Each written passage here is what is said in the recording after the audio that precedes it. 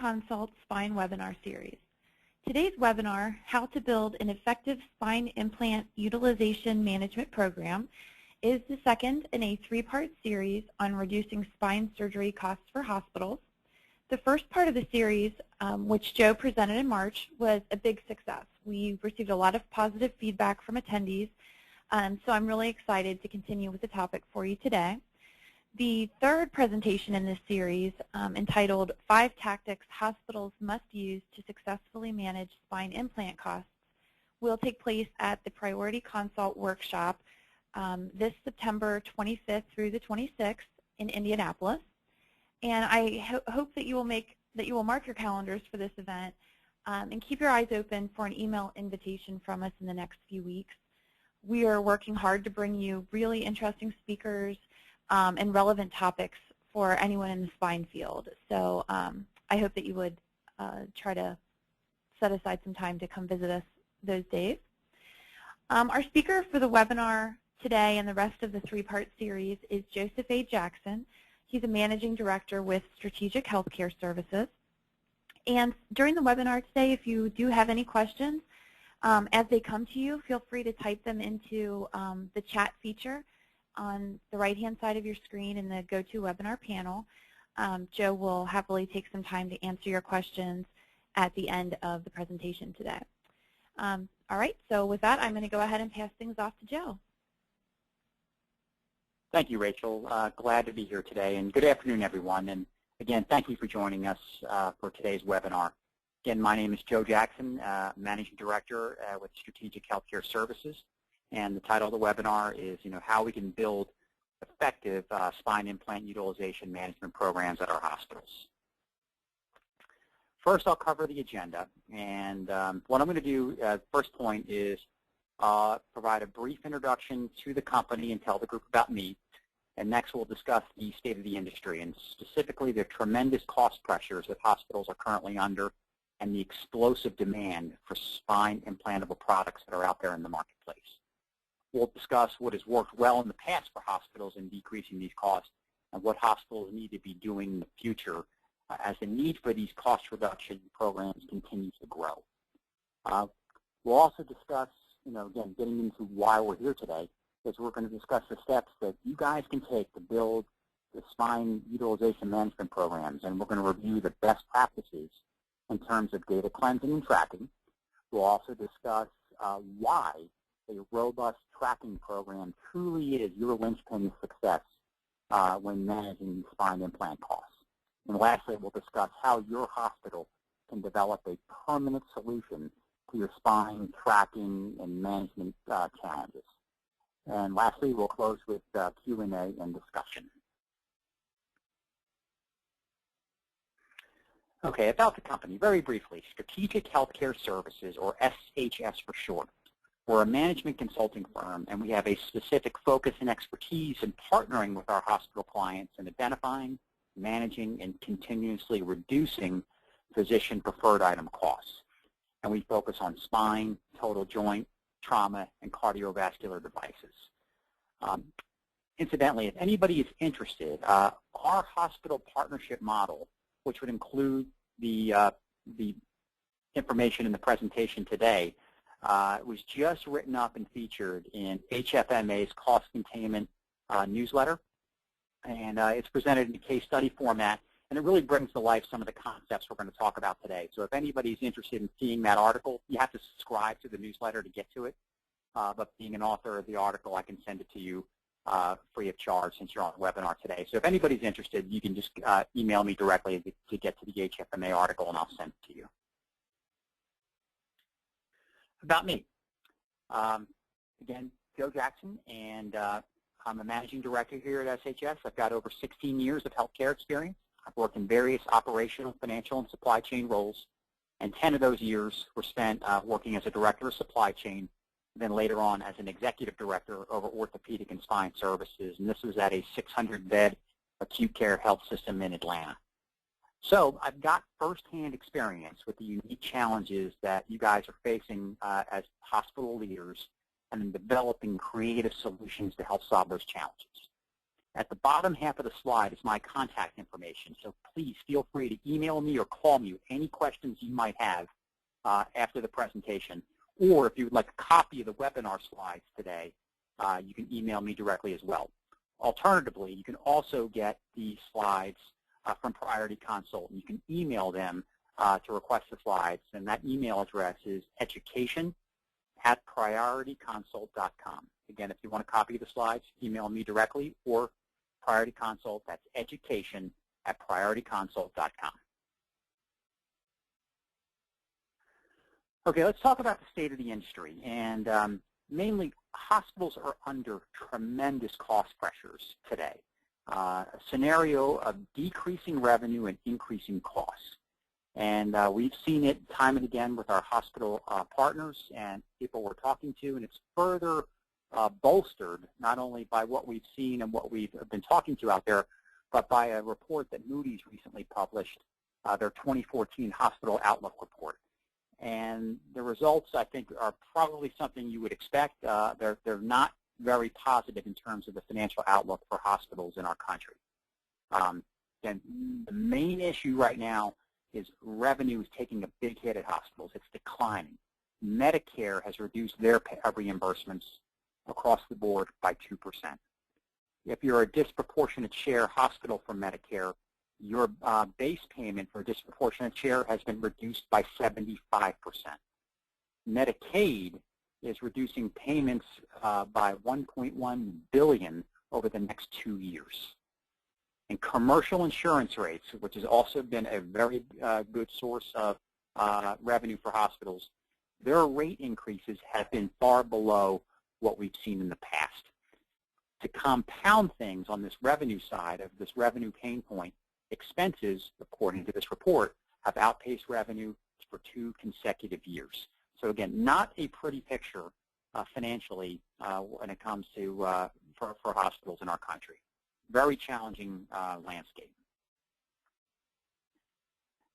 Now, as far as what we're talking about today for spine implants, what we've seen to kind of compound this revenue, this decreasing revenue and increasing expenses in general, specifically, this is what we've seen in the spine implant industry. It's just been explosive growth in this market. In 1994, the market size was approximately $225 million. Today, 20 years later, 2014, we're up to $6.8 billion in market size. That's nearly the same as the hip and knee market, so just explosive growth. And along with that growth, we've seen a lot of additional players enter this market. So we've gone from just a handful of spine implant manufacturers to well over a dozen. So you've got a lot of people knocking on your door as a supply chain or a service line rep, or certainly the C-suite or a physician, a lot of reps knocking on the door trying to get their products into your space. The volume is just staggering for what hospitals buy in terms of spinal implants. Over 10 million implants per year are purchased by hospitals annually. 10 million implants, just a staggering amount of volume moving through U.S. hospital ORs. Any single manufacturer's item master can contain over 20,000 parts with millions of construct combinations. So it's hard stuff. Looking at these are very complex devices, very big industry, very powerful players, but they also have a lot of volume and a lot of moving parts coming through the OR. So again, very, very complex in terms of getting our arms around this market segment.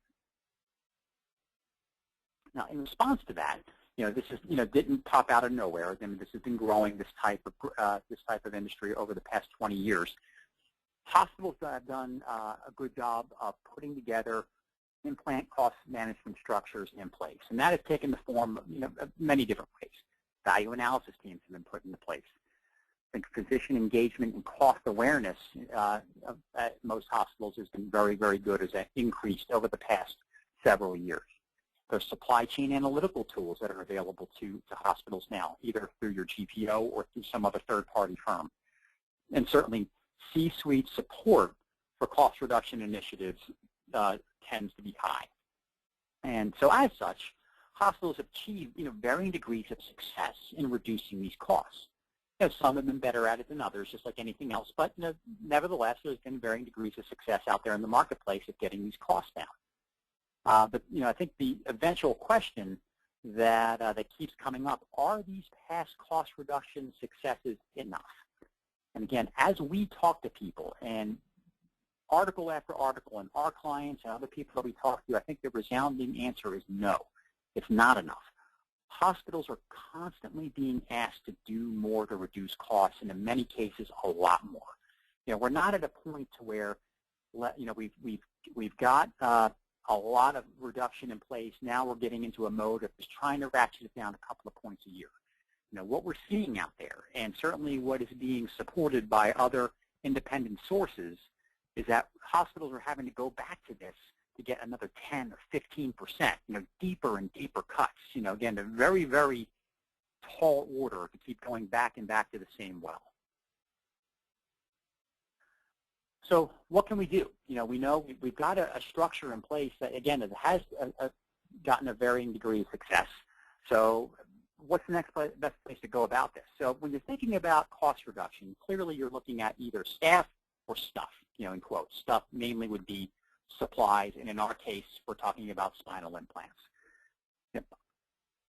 I don't know of a hospital out there that would answer the question, gosh, we have more labor than we need.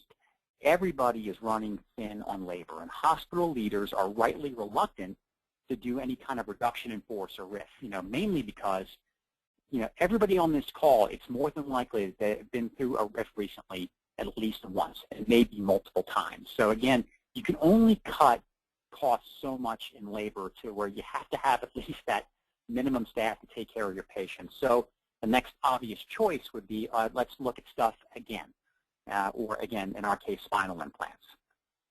So if we're looking, we need to go deeper. We need to be more sustainable and take a deeper approach than what we've done in the past. And again, being a former supply chain director, a lot of these points, or the remainder of the points on this slide, really resonate as pain and frustration points that I felt firsthand, and I suspect that most of you do too. So going back and making these things more sustainable, here are things that hospitals cannot afford. We can't afford to continually revisit spine implant costs. And what I mean by that is that every 2 to 3 years, when we go to look at renewing the contract, it takes too much time.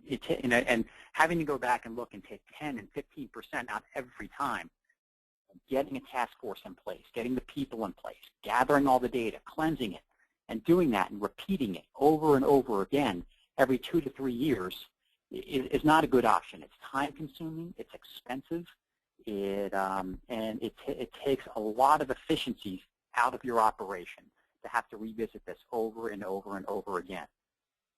Again, very frustrating, very painful. Another thing hospitals can't afford to be is reactionary in managing spine implant costs. If there has been a change in utilization in your OR, i.e. your physician has changed preferences or has gravitated to another product set that might not be on contract or might be more expensive, you need to know about it when it happens, or as quickly as you possibly can when it happens. Secondarily, if there's been a shift in pricing in the marketplace, you need to know about that when it happens, not a year later. Very often, again, it's a very fluid environment out there with these devices. When new products come in, new technology come in, it typically has a depressing effect on the existing technology in terms of price. So again, we can't find that out a year later. If there's been a shift in the market, where the price for what you're utilizing on your implants goes down, you need to know about it right away so we can get that, enjoy those savings right away. Or at a minimum, at least you know about it so you can have an educated decision on whether we're okay paying that price because of whatever the variables might be, or we need to get on that right away. We can't wait to the next contract cycle to get to those savings. Again, can't be reactionary. Third, again, another frustrating point, we can't afford to collect only a fraction of the projected savings, and PPI and spine certainly are notorious for this. Again, OR is a very porous place.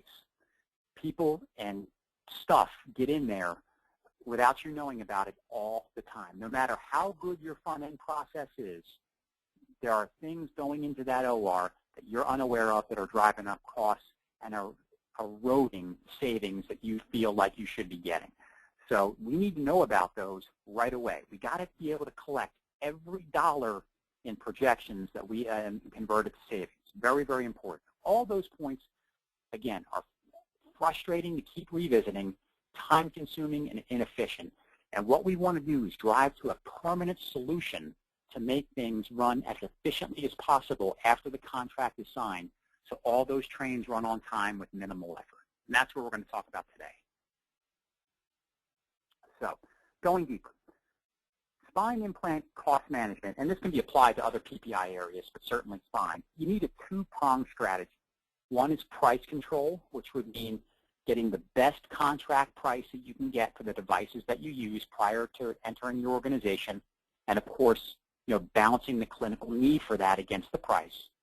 But then, after that, what happens to it? And I think when I get out there and I'm working with hospitals, whether they're a client or not, what is a continuous source of problems is that the implant cost management program focuses on the front end of the contract price, meaning the value analysis team, the analytical tools really do a good job looking at new products or new contracts when they come up for renewal to get into place. We do a great job of doing the analytics. What should we be paying? What's the most competitive price, et cetera? Is it clinically necessary? Getting our clinicians involved and make sure we're balancing the needs of the patient against the cost of the organization, et cetera. Do a great job with all that. But after the contract is signed and all those approvals are in there, the back-end tracking and measuring process in most hospitals, they're completed on a catch-as-catch-can basis, if at all, meaning things are swirling back in that OR, and there are cost gremlins that are eating away at your budget that are really, really difficult to see. And that's the piece that we want to talk about, is how do we get a better feel and a better data to make sure that that doesn't happen. So getting us to the ongoing utilization tracking is, again, of paramount importance to making sure we hit our cost reduction goals.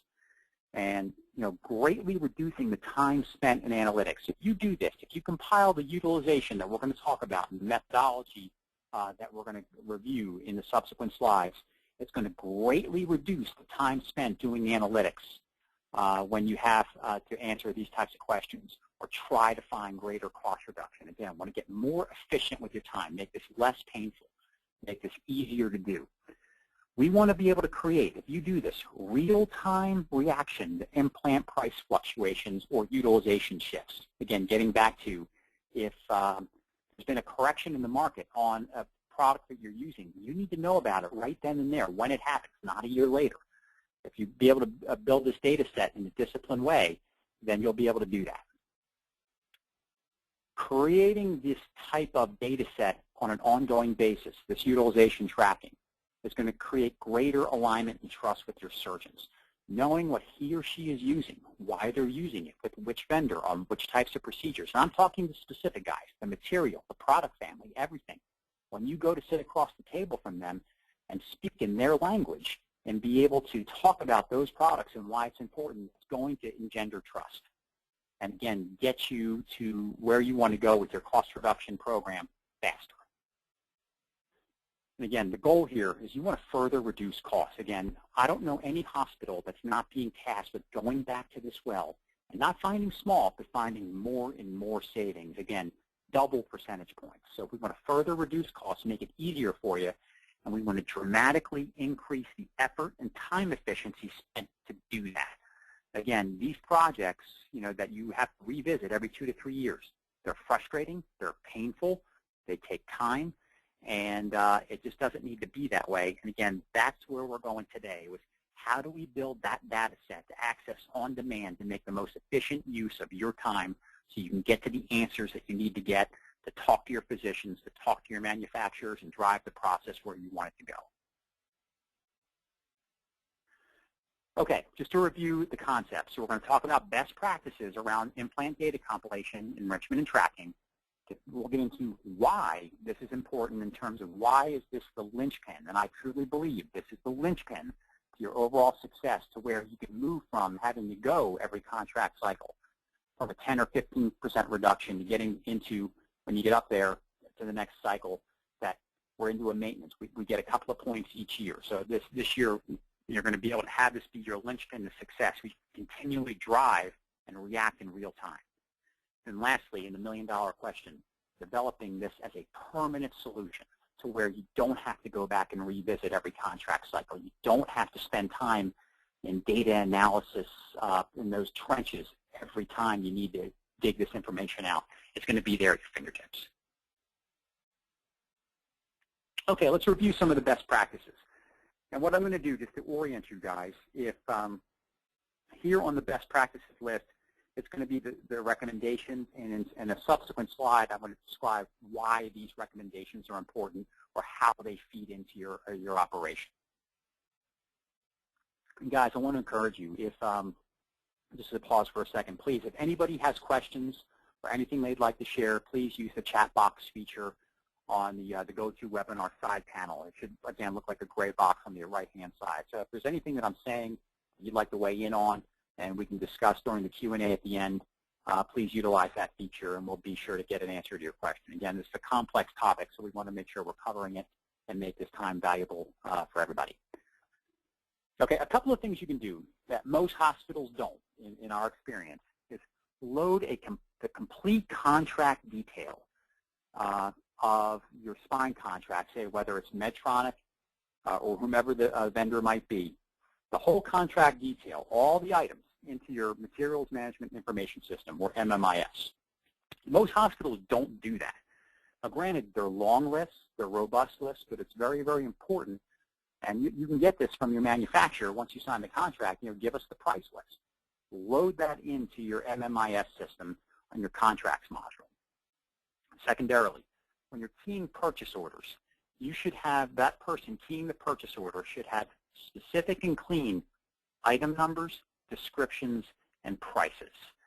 Again, we want to get down to a level to where we see every item that's being used and utilizing a clean manufacturer item number to tie to, and that's useful for many different reasons, and we'll get to that in a second. Lastly, and probably most importantly, most of us are familiar with the sticker sheet, or it might be called an implant log, but it's called this different names at different hospitals.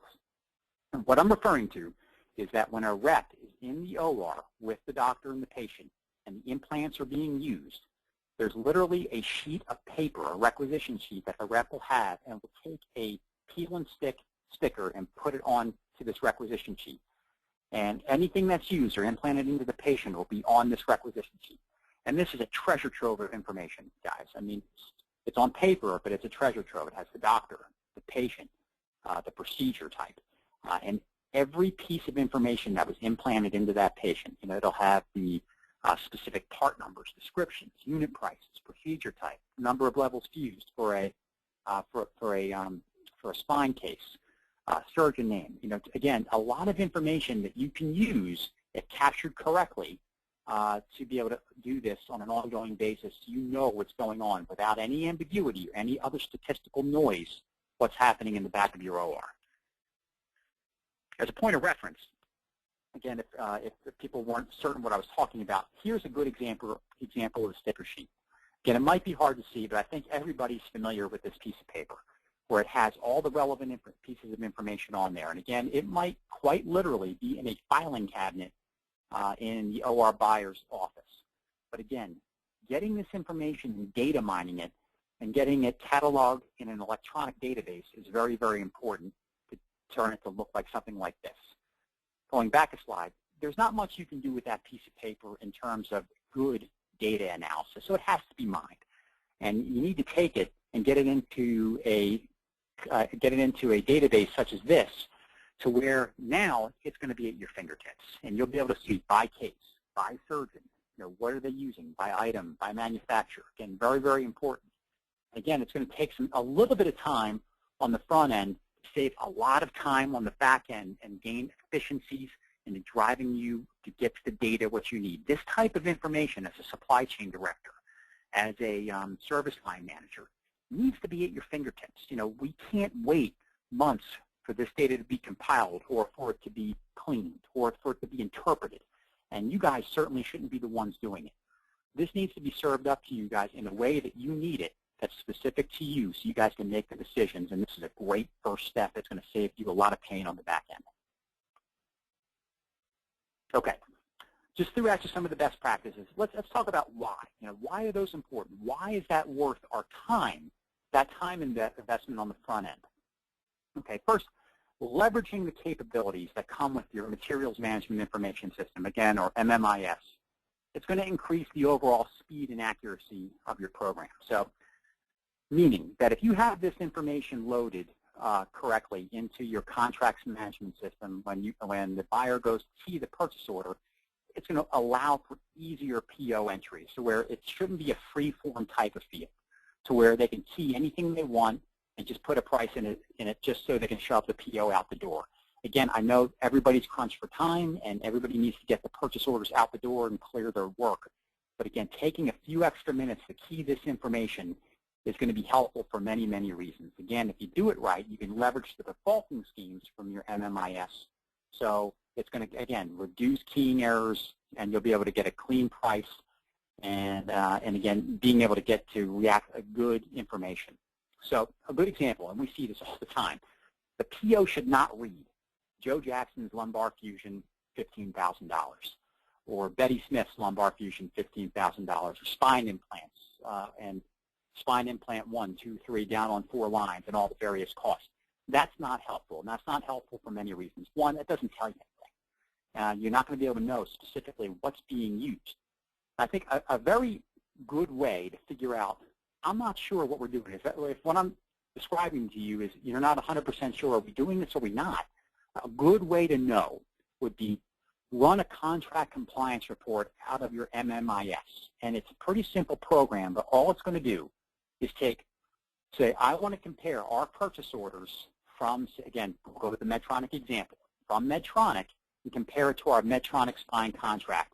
And it's going to try to marry those up. And if the report comes out and says that your contract compliance is somewhere below where you would expect, then you know your data is probably not very good in your MMIS. And that again, that's a good first step to say, well, if we don't have good data in MMIS, that's going to make it exponentially more difficult to use other tools. So, meaning, if you have a third-party supply chain tool that you're utilizing, whether it's from the GPO or from another third party, again, that manufacturer number is going to be your key. So if you can't compare internally to your own contracts electronically, then the other tools in terms of utilizing that usage, Joe Jackson's spine implants, you're not going to be able to compare that to anything. You need good, clean data to be able to leverage those other tools, and that's a good first place to start. And lastly, and probably just as importantly, this MMIS is going to act as a choke point. If you have a non-contract item, if you have your whole contract loaded in there, and you go to key it into the PO and nothing shows up, it's a non-contract, it flags it right there and stops it to where you can have a conversation with the rep. If the default comes in to where you have a pricing default in that's not what's written on the sticker sheet or the requisition sheet, you need to have a conversation right then and there. Again, most hospitals, the strong majority of hospitals, do not have this type of configuration in their MMIS.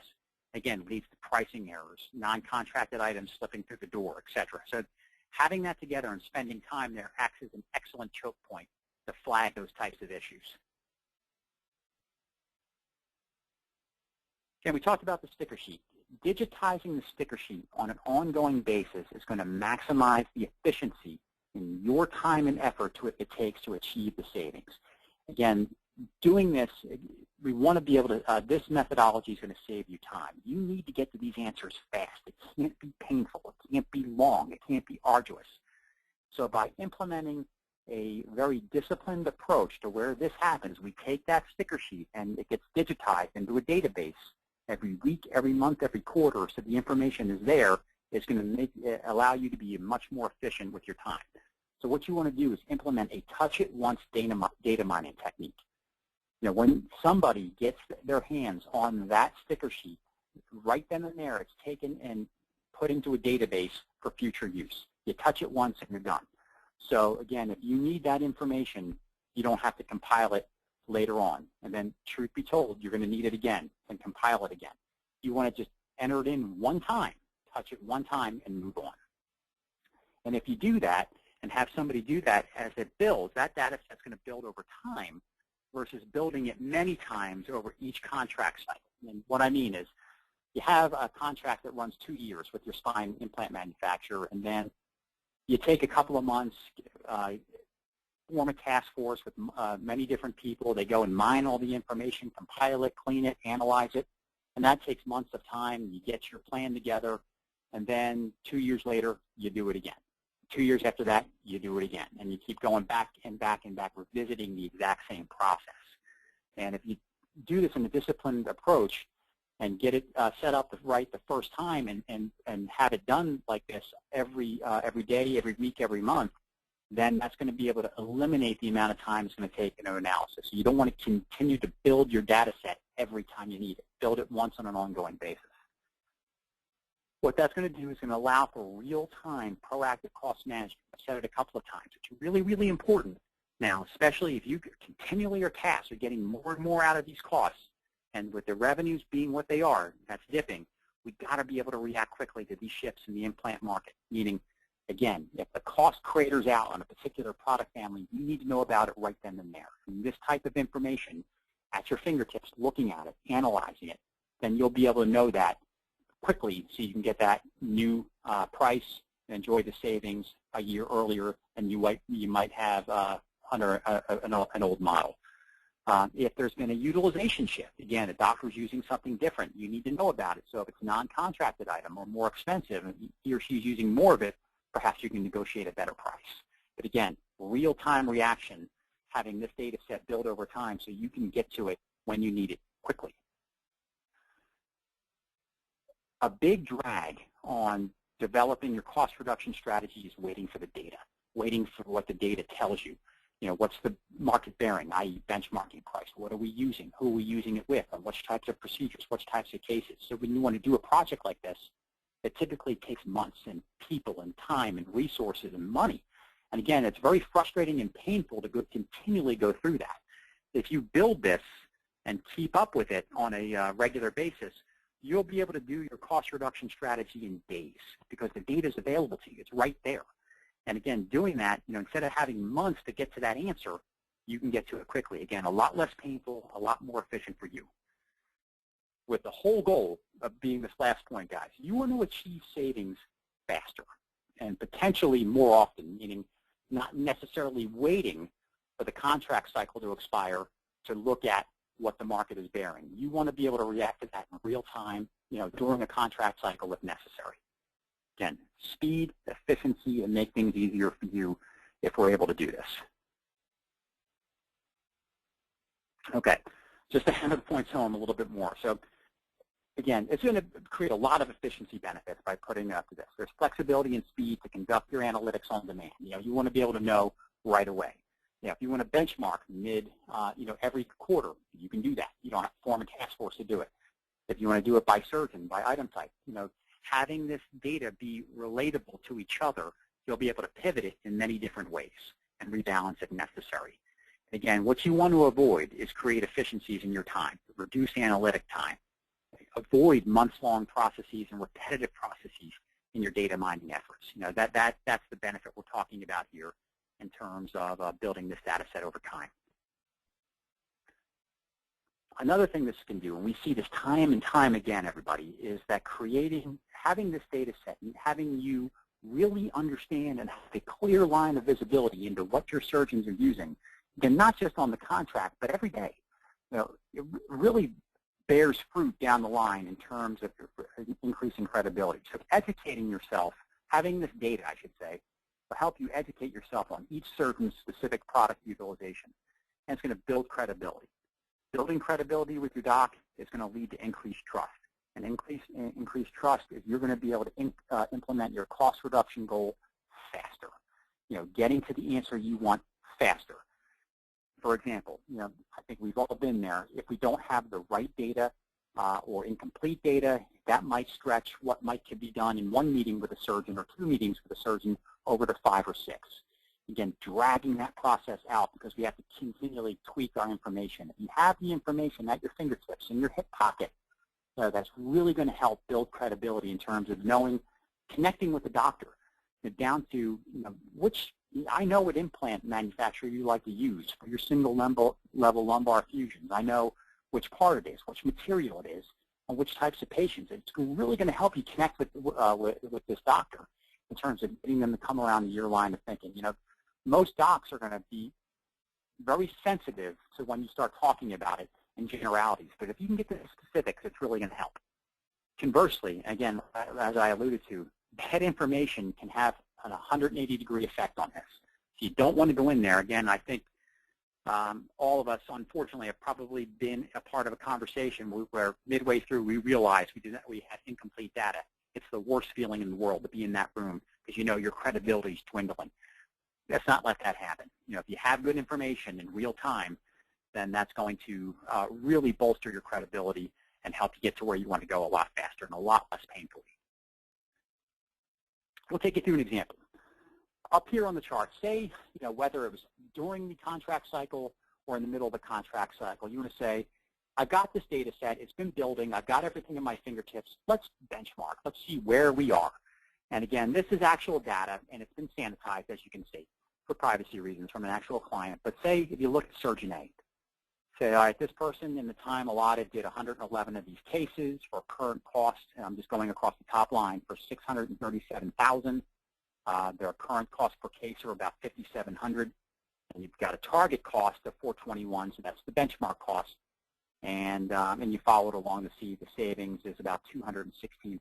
Okay, interesting opportunity, but I really need to know more. Before I go to that surgeon, I need to understand exactly what's making up those various numbers. So let's go a level deeper. So say if we call out Surgeon A, and as you can see, top left corner of Surgeon A, that surgeon likes to use manufacturer X and manufacturer Z.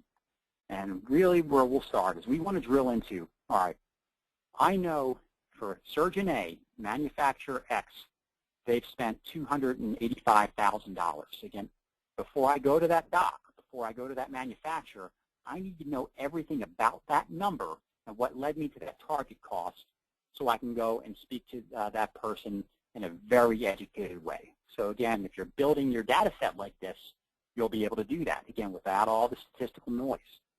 So let's go down. What's involved in that 285? So say, all right, we know that with manufacturer X, it's $285,000.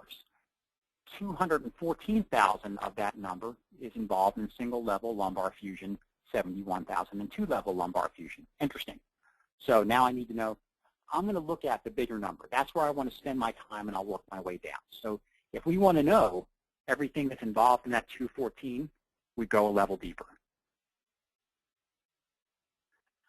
So now it's going to show you, if you compile the data this way, that all the patient accounts that are associated with that $214,000. And again, guys, this is just a subset, so it displays on the slide a little more clearly. But in a real-time scenario, you would see every patient account that's associated with that $214,000, the surgeon, the procedure type, the manufacturer, and then all the way to the right, the magic number of the implant costs.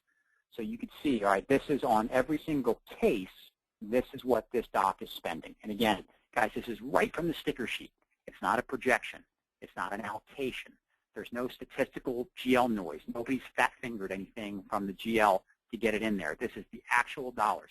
The ambiguity is minimized exponentially by doing it this way. So now you know, I'm curious to see what makes up that number. For a patient account 39762, say, I want to know what makes up that $11,000 and $11,078. And you further drill down to see, okay, on that particular case, this Dr. A used 4 polyaxial screws, used a spacer, and a pre-bent rod to treat this particular lumbar fusion at these unit costs and these prices, and then you have your answer. Again, guys, this is just one example of the uses. So you would be able to know exactly what they're using, when they're using it, and why and how. Again, creating a good opportunity for you to connect with that doctor and get them comfortable that you're not just kind of going back there and reducing costs just for the sake of it, or not taking in consideration what they like or what's important to them. If showing them this level of data will get their attention to let them know you've done your homework and understand what their needs are. But certainly this has other applications. You know, again, if you notice that something has, the price of something has changed, and you have this information, how much of a better deal are you going to be able to, and how fast are you going to be able to go to that manufacturer to renegotiate a better deal, to show this level of specificity. And there's lots of different applications. This is just one. But again, you know, all the data is relatable. You know, it all ties out to patient account or doctor. So you can pivot this any way to your needs. Again, just whatever you're trying to accomplish at that point in time. The point is, it's easy for you to get to when you need it. Okay, getting into the home stretch here. Developing a permanent solution. You know, how do we do this? Okay, Joe, this is all great. I understand, but you know, how do we make this a reality by hardwiring this? That's the first bullet. I would say the organization has to choose the hardwire success. And in this particular realm, it's very, very important that a human resource or resources are dedicated to the task. Because of everything, you know, we have reviewed before, how the industry, I mean just hospitals in general, how they track PPI, getting back to Joe Jackson's lumbar fusion and the PO, is frankly not very good and challenging at times. So you need a human analyst going through and collecting this information, scrubbing it, cleaning it, and compiling it, and then you can rely on the automation. But for the complexity of this task and the complexity and volume of these devices, it's worth having a human analyst look at this, scrub it, and put it into place so you can pull the information that you need. One thing, and we've seen this, and this frankly happened to me when I was a director of materials, it's highly recommended you don't assign this data task to a director or manager in either the supply chain department or the spine service line. Again, it'd be a very natural inclination to say, oh, you know, the director of supply chain can do this. And don't do that, guys. I can't say that strongly enough. The director or manager in either one of these departments already has multiple high priorities. I mean, how many of you today are sitting here that have 12 priority number 1 sitting on your desk waiting for you after you hang up the phone from our webinar? I bet you all do. So already loading this onto a fully utilized employee, it's not an add-on job. It needs its own airtime. It needs its own resource to make sure that the job gets done. It's too important, given where we are with the revenue scenario that's facing hospitals today. It continues to shrink, and we got to find more and more ways to do it. It's worth the ROI. This has a clean and tangible ROI to do this. So again, it needs its own airtime. By way of suggestion, the resources that you do assign to it, they have to understand the products. You know, again, you're not doing they're not widgets, right? They're not the basic med surge supplies. You know, these are highly complex medical devices. So that, you know, material and sizing and demand types and everything can drive the price one way or the other. So it's very, very important that the analyst knows these devices and understands how they work and you know, how, you know, what part of the anatomy that they impact, etc. They probably should have some technical skills. Again, thinking through what's the best way to catalog this electronically, because you're going to need it a couple of different ways.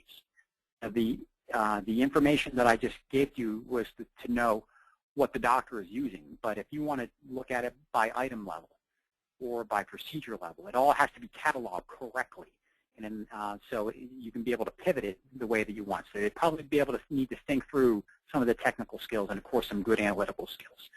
To know, because you'd be able to tell the analyst, here are the types of reports I'd like to see, and that person needs to be able to go back and pull them. So again, this person needs to have these types of variables, but it is important, and it is probably the most effective way to hardwire it is to dedicate somebody to do it. Don't put it on an already busy or fully utilized employee, because, guys, it will slide. There's no doubt. We've seen it time and again, and I have direct experience with that other priorities will take place and will pull their attention to other things. It's just the nature of the beast. Again, getting back, hospitals are not resource-rich environments. Everybody has a full plate. don't go for that temptation. Get somebody, hire somebody, whatever you need to do. It's that important given the size of the task. Okay, to wrap up, as stated earlier, a sustained spine implants cost reduction services, it does require a two-pronged strategy. One is the price control, that's the upfront piece, again, that most of you, if not all of you on this call, already have in place. Value analysis teams to judge the clinical effectiveness and balancing it against the financial resources of the organization. Knowing what you should be paying, et cetera. That's a piece that that's out there. But the continuous utilization management, setting back this data gathering technique and using it and leveraging it to make sure that everything is going to play out the way you expect is really critical to success. And an analogy I like to use when managing these types of costs is the iceberg analogy. If you picture an iceberg or a photograph of an iceberg out in the water, and you'll see that there's the part that's above the waterline, the piece you can see, the iceberg that's floating above the waterline. It's big. It's very vivid. You can see it. That's the value analysis team doing their work. Everybody on the finance side doing their work, talking to the doctors and getting that piece in place. It's big. But I would argue, guys, what's bigger is the part that you don't see, and that's below the waterline. The part that's not obvious, what's happening back in the OR, all the swirl, those products going back there is below the waterline. Again, if you think of the iceberg, that part is enormous. That task is huge. And that's something that really needs to be addressed at most hospitals to really say, instead of having to go back and like, gosh, I thought I had $1 million coming to me in savings, but I only got X% of it. This is the answer to get to the rest of that percent. To make sure to maximize the chances of converting every projected dollar into actual savings. So again, I think that's a good, simple way to think about it. So again, guys, unchecked utilization shifts or market changes, it's going to quickly erode your savings unless you continuously monitor what's going on after the contract is signed. Okay, we've reached the conclusion of the slides. We can go into the question and answer session and certainly discussion. It's a very complex topic, so we want to be able to answer your questions as thoroughly as possible. So there were a few questions that came in earlier that I can address now. And again, if anybody wants to use the chat box feature on the GoToWebinar panel, the gray panel on the right-hand side, send that in, and we'll be sure to facilitate an answer to your question. But there are a few questions that came in already that I can talk about. So first question, do you recommend a sole source agreement or matrix like an alt-play model to secure the best price? So either or. I would say, again, given the choice, in an abstract type of scenario where I don't know the hospital, I don't know the specifics, whether sole source or all play, I would go with all play. There's only a few scenarios that I can think of where I recommended a sole source agreement, and that's where a hospital would have not an unusual, but an extraordinarily unusual relationship with their doctors to where they're not going to be that picky in what they use. Again, traditionally, most docs are going to want some flexibility in the implants they like to use. And in my experience, you're able to drive with this type of data, both on the front end and on the back end like we've described today. You'll be able to drive to a great savings by utilizing this method. And again, having the right data, benchmarked appropriately, like we talked about in the first presentation a few months ago, you'll be able to drive good, substantial savings even in an all-play environment. And best of all, or just as good, I should say, keeps your physicians happy. Again, it's always that tricky balancing act. How do I keep my physicians happy and give them the tools they need to treat their patients in the best way they can and balance it against the financial constraints of the organization? And I think an all-play method does work well. Again, if you can get the sole source, then hats off to you. That's very difficult to do. But again, in an abstract recommendation, I would think an all-play model, again, works very, very well given you have the right data. Next question that came through earlier.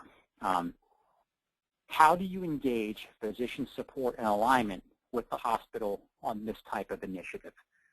And getting back to the earlier question, I think, again, like I said, they're called physician-preferred items for a reason. You know, there's a lot of sensitivity around these items. And doctors typically go into a defensive mode even when you start talking about cost reduction. Their first thought is, you're going to restrict what I like, and you're going to take my products away. And I think going at it with, you know, data like this, doing your homework, understanding what they're using, how they're using it, why they're using it, and going to them in a very educated fashion, number one, helps. But secondarily, communicating to them in a very thorough way. We don't intend to take away your products. What we're trying to do is get to the best price we can and monitor the utilization on the back end of what you like to use. And I think that way, at that point, it really gets the physician's attention in terms of, okay, I can work with this person. You know, if you're going to go in there like a bull in a china shop and trying to get down the sole source, especially if this is your first rodeo, you know, if you've got a mature program, then maybe. But again, this is an area where you want to tread carefully, because you can still tread carefully, guys, with your docs and still save a heck of a lot of money. So again, that's the way I would say physician engagement is to say, we're not going to try to restrict what you like to use. Again, especially for your higher volume doctors. Maybe on a lower volume doc, it makes sense to try to get them to nudge them towards another vendor. But the higher volume docs, you know, that's an assumption that I'm making, is working with your higher volume docs. And to say, you know, we're going to keep what you like to use. We just want to get a better price and be able to monitor the utilization of these products more efficiently than what we're doing now. Will you help us? Because we understand you're a very important doctor to us, et cetera. You know, that can be a very, very effective way for them to lower their guard. Okay, lastly, there was 3 questions that came in early, and this is the last one. Where can you obtain a component list of what is being used in new procedures without relying on the rep? So again, where can you obtain a component list of what's being used on a new procedure without relying on the rep? So if you have a new procedure and the components are already being sold in, then the obvious answer would be the implant sheet or the sticker sheet. Again, they're going to have to use that during the case to be able to track which implants are being used where. So right then and there, you'll be able to see, is there implants that are coming into our OR and being used that I don't know about? Because then they'll be cataloged, and especially if you set up the MMIS like we talked about earlier, you'd be able to check that right when you cut the PO. Hey, I don't have a record of this item. So this way it's going to choke that right then and there. So that's an obvious place. But truth be told, you can either go online, but the easiest part is to get it from your manufacturer. I know that's kind of counter to the question, but typically if you're able to press them, you can get that information from them, given the right amount of pressure applied.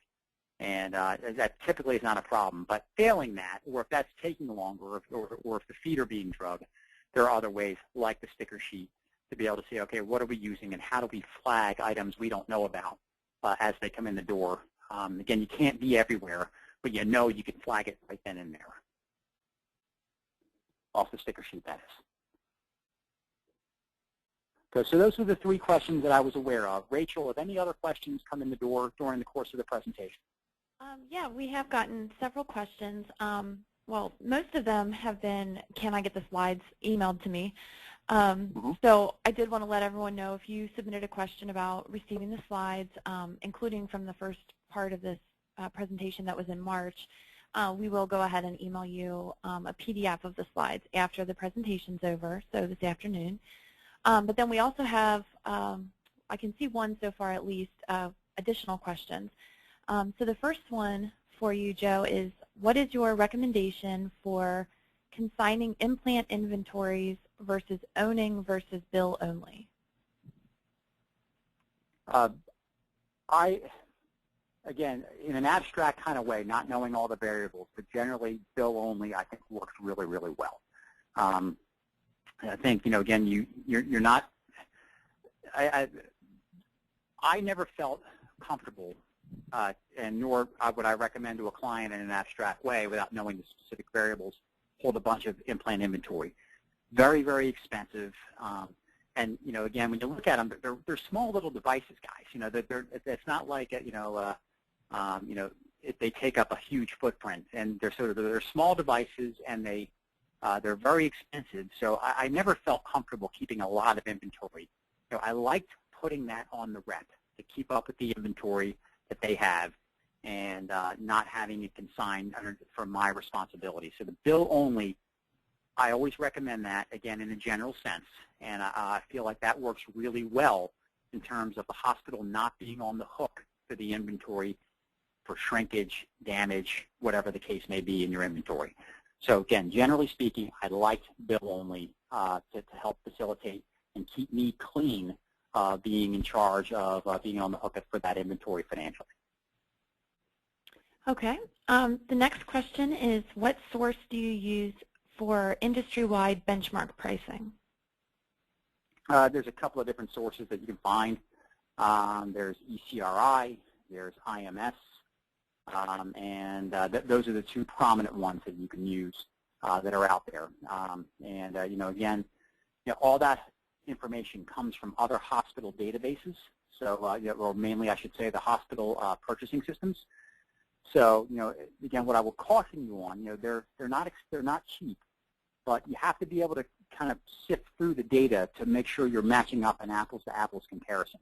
And getting back to, the way a lot of hospitals track their data, they don't do a particularly good job in general of putting in a lot of clean, robust information into their POs. So again, not to say that it's not there.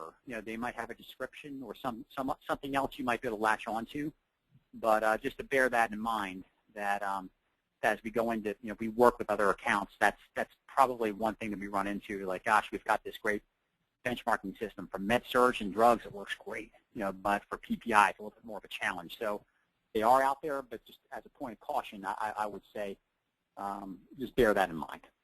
But that, again, that's ECRI, and then IMS Health is the other. Okay, great. The next question is, what is the best way to identify number of levels completed? Does this have to be a manual process? I wish I had a better answer, but it is a manual process. A lot of times you'll find it on that implant sticker sheet if somebody's diligent, or as you're going through it, and if you have an analyst looking at it, a lot of times it'll jump up on the number of cages that you've used, number of pedicle screws that you've used, and you might be able to back into it. But again, that's getting back to this part of the hospital supply spend is notoriously difficult to get your arms around for reasons like that.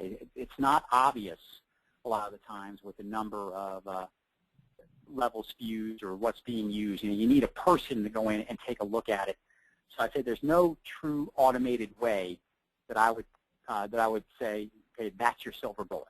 Again, I would say the good fallback is to go back is have a human analyst look at it and divide those up into subsets, kind of in a very similar way that I just described. Again, there's not a good way that you can just hang your hat on to know you're not getting bad data, statistical noise, whatever it might be in your information.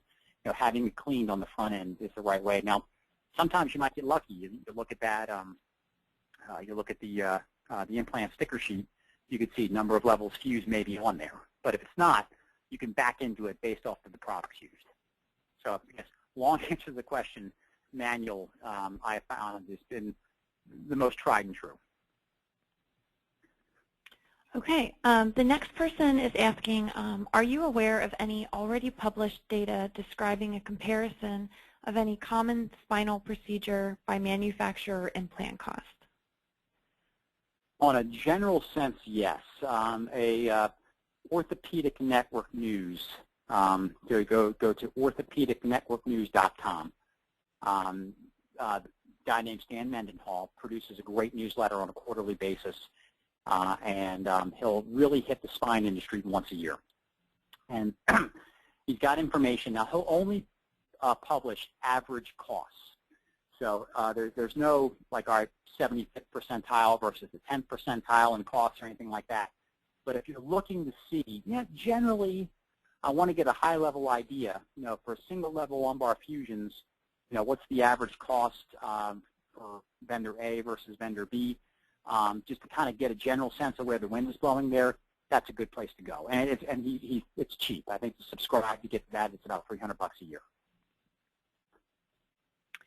Okay, the next commenter said, we use the construct pricing model versus contracts to contain costs. We won't pay more than construct prices for metal. Interested in your thoughts. Biologics are eating into our savings and hard to control. Yeah. He wants to know what you think about that. Well, again, I think, with the metal, first I would applaud them for saying they've been able to put together a construct matrix on spine, even for the metal, which is hard. So whoever asked that question, good job. That's really hard to do. You have to have a good relationship with your docs. So well done. But the biologics, again, even on a carve-out type of managed care program, are not reimbursable like the metal is on a carve-out basis. So again, that's a $1 million question. And I think, with those biologics, again, making sure that you know which doctors are using what biologics, like Infuse is one that's incredibly expensive. Again, if you can get some good benchmark data, understand, I guess I would first carve out which doctors are using the biologics the most, and then see if you can get an idea of, by doctor, where are the ones that are eating us alive. Infuse, my brain goes there quickly because you have small, medium, and large packets of Infuse, for a biologic say. And, is it necessary? If you notice that there's a trend going towards, gosh, this doctor always uses a large type of, a large packet of Infuse, you got to believe a lot of that's going in the trash. Can we get it down to a medium or small? I know I'm speaking in generalities, but since I don't know the situation, but that's based on what you just told me. That's the way I would go about it. I would first figure out which doctors are using what biologics, and see if I can get a feel for who's the costliest doc by case. So I would also make sure I knew by case. So, again, your high volume docs are going to jump out because they do the most volume, but there could be a medium doctor, say, a medium volume doc that's using a lot of the biologics that you could save a lot of money on because they might be using it inappropriately, say. So I would start there. I would look at the doctor by case, how much are they spending in biologics by case, do a benchmarking on that, see if there's a better price out there, then engage your doctors in much the same way you've done with your metal. Okay, Joe, this question goes back to the one about what was the best way to identify the number of levels completed, and does it have to be a manual process? And then they asked also, what about approach? Well, again, the approach, whether it's an X-lift, A-lift, whatever it may be, again, that should be on the sticker sheet. Again, that can get into the procedure type. It might be lumbar fusion, A-lift, say, for example. You can be able to subcategorize it by that. But again, guys, I think this type of information, I've always gone back to that sticker sheet and data mined it from there. It's got everything you need. It's not pretty. It's not necessarily easy, but once you touch it once, it's always going to be there. So, again, I've always found having it, elsewhere, trying to pull electronically to be unreliable, whether it's from a surgical information system and then trying to marry it up to the purchasing system. Again, there's too much noise in there, and there's too much human there's too much of a human element there, especially between the various departments. They're not talking to each other. Again, I know I keep coming back to this, but that is the best way that I know to harvest that information, to know that what you're getting is what actually happened in that OR. And again, that'll be on the sticker sheet as well. Okay, well, that's the end of the questions that we've received, Joe. So I think that's a wrap for today. Thank you so much for taking the time to present this important topic to us, and I'm looking forward to seeing you in Indianapolis in September. Great, thanks, Rachel. Glad to be here. And everyone, thanks for spending part of your afternoon with us today. I hope you did get some value out of it. Again, any additional questions, whether it's a slide deck, you can contact either Priority Consult or me. If you're interested in that HFMA article, just let me know. I can email you that as well. And again, really do appreciate you spending time with us today. And again, hope you found it valuable. Thank you very much. Yep. Thank you all for attending. Bye. Bye-bye.